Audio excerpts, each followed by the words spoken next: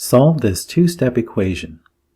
It's a two-step equation because it involves two operations, division, shown here, and subtraction, shown here.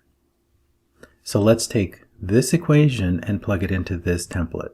So we get negative x divided by 5 minus negative 4 equals negative 7. We want to get rid of this term, so we'll want to add negative 4 to both sides of the equation. So we get negative x divided by 5 minus a negative 4 plus a negative 4 equals negative 7 plus negative 4. So as you can see, we're adding negative 4 to both sides of the equation.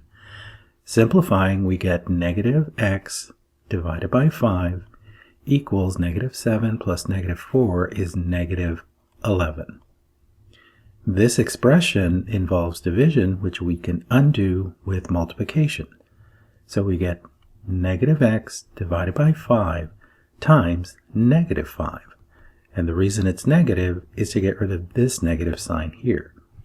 Equals negative 11 times negative 5. So as you can see, we're multiplying both sides of the equation by negative 5.